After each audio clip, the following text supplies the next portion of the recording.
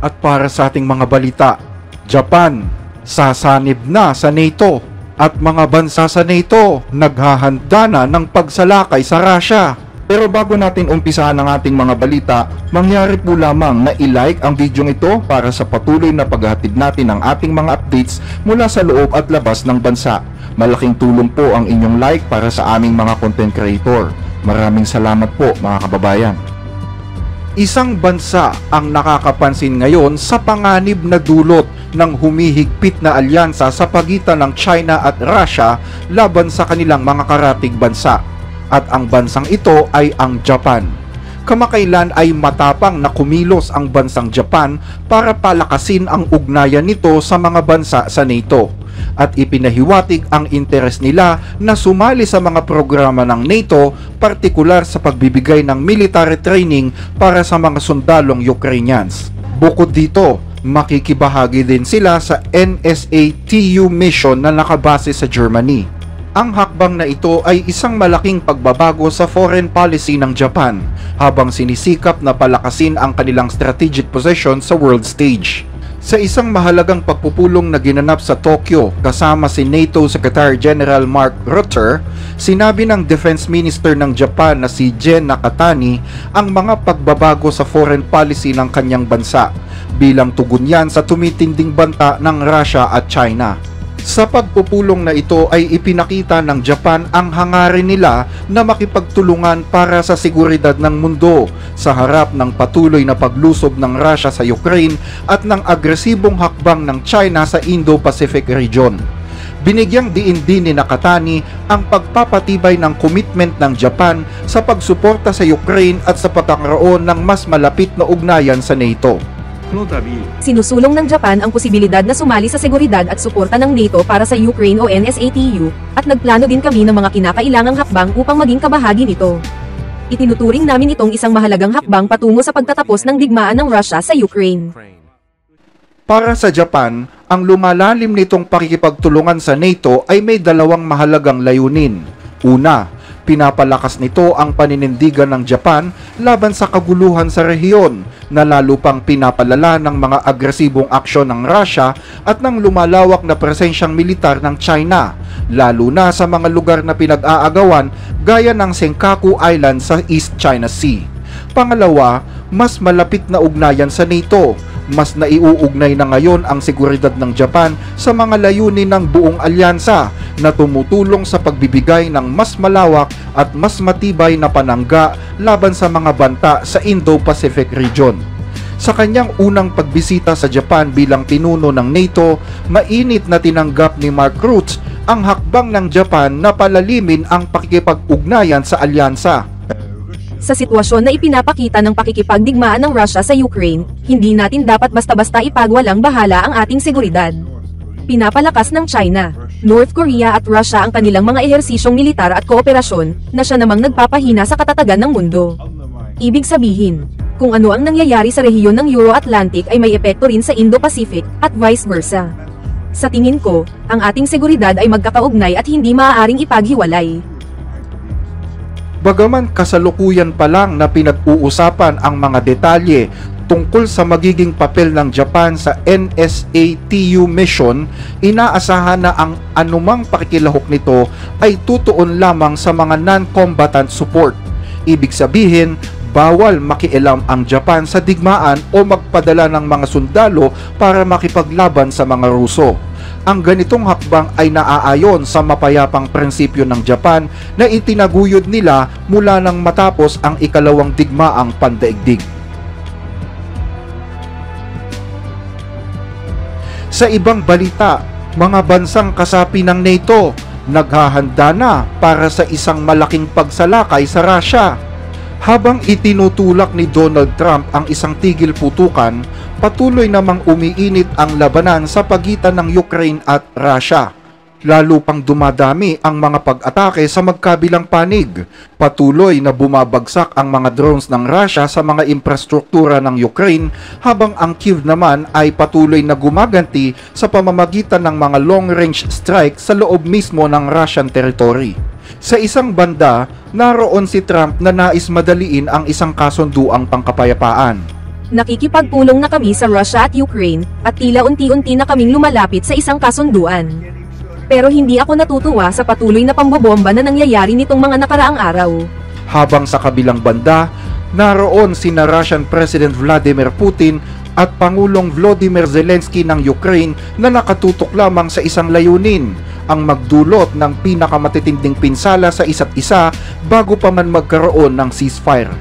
Tuloy pa rin ang matinding bakbakan sa Ukraine, kung saan parehong nagpapadala ng mga sundalo ang Russia at Ukraine sa frontline.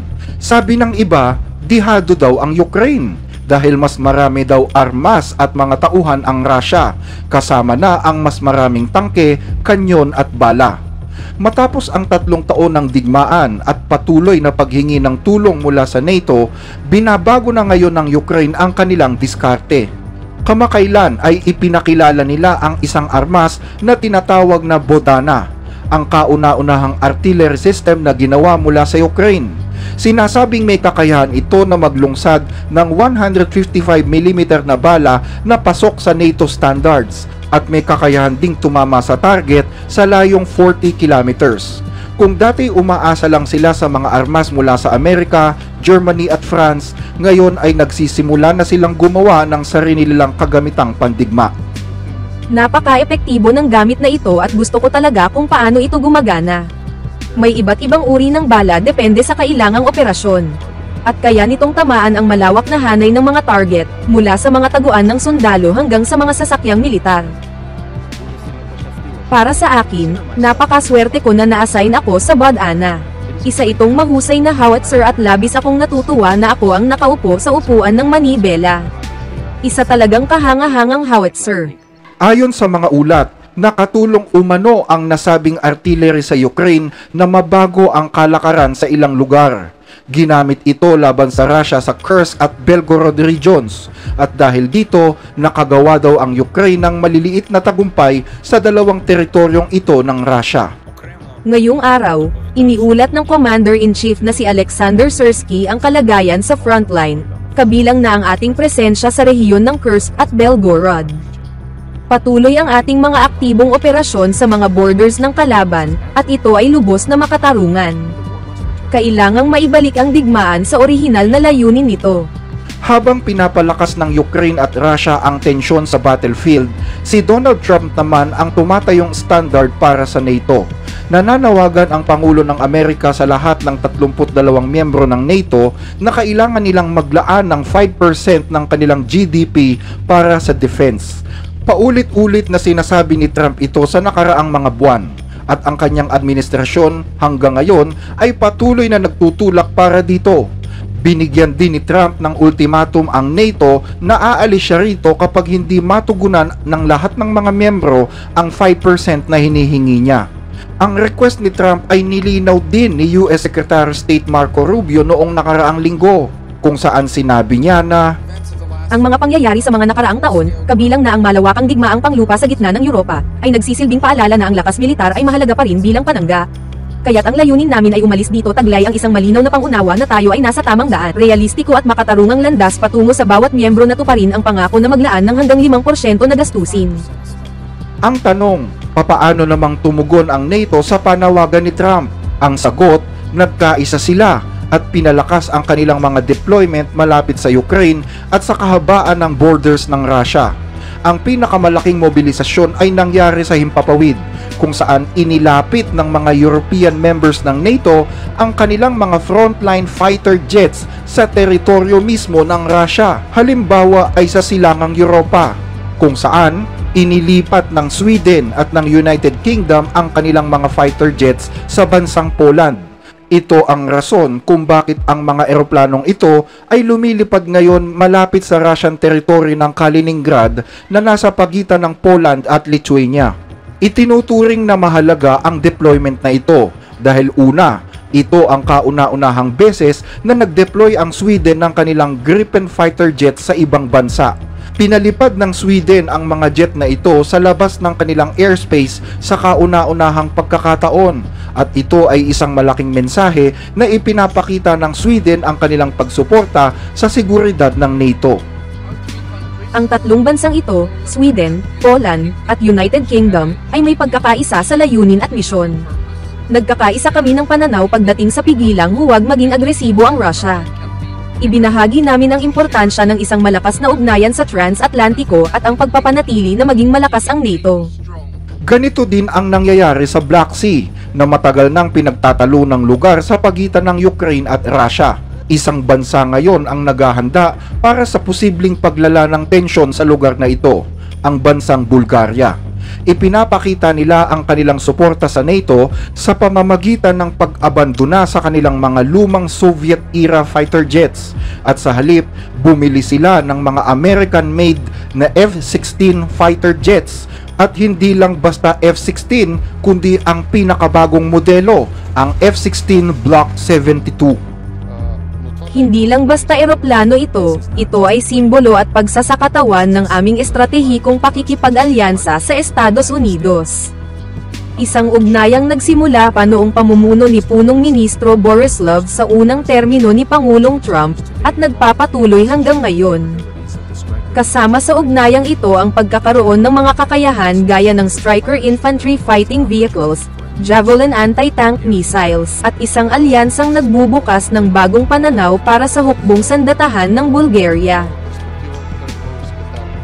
Tinututukan din ng Europa ang pagpapalakas ng kanilang depensa.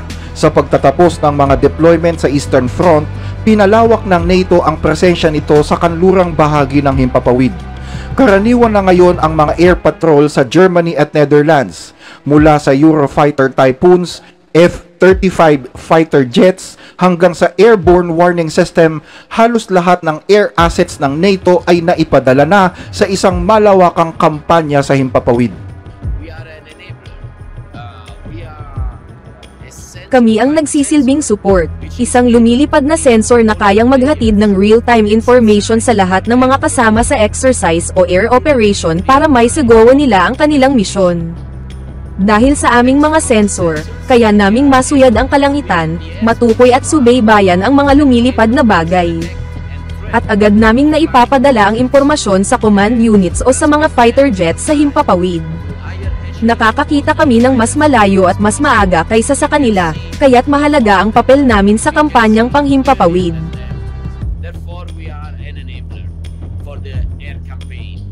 Dahil hindi tiyak ang suporta mula sa Estados Unidos, nakatingin ngayon ang Europa sa iba pang mga kaalyadong bansa para palakasin ang kanilang kakayahang militar. Nangunguna sa hakbang na ito ang bansang Greece, na nag-imbita ng mga kaalyado para magsanay kasama ng mga Air Force ng Europa. Kabilang sa mga bansang inimbitahan ng Greece ay ang India, Israel at United Arab Emirates. Ang pangunahing layunin ng ehersisyong ito ay magsagawa ng malakihang tactical level na pagsasanay, kung saan nagpapadala ang mga bansa ng kanilang mga piloto, crew ng eroplano at ground crew dito sa Greece para makibahagi sa isang makabagong labanan. Ginagamit namin ang mga leksyon mula sa mga nakaraang digmaan at labanan sa buong mundo para makabuo ng mga senaryo kung saan masusubok ang aming kakayahang mag-operate ng magkakasama at ang pagiging epektibo ng aming koordinasyon gamit ang iisang taktika. Pinapalakas ngayon ng Europa ang kanilang kakayahang militar bilang paghahanda para sa hinaharap. Para sa kanila, si Vladimir Putin ay isang malaking banta. At ngayong si Trump ang nasa pwesto, naniniwala silang ang pagkakaisa lang ang tanging tamang paraan. Buo na ang puwersa ng Europa sa mga borders na malapit sa Russia. Pero ang tanong ng marami, ano kaya ang magiging reaksyon nila kung si Putin naman ang gumawa ng ganito ding mga hakbang? Hanggang dito ang ating mga balita. Regular naming binabasa ang inyong mga comment, kaya huwag mag-atubiling i-share ang inyong opinion sa mga napapanahong issue. Muli ay maraming salamat po sa inyong pakikinig.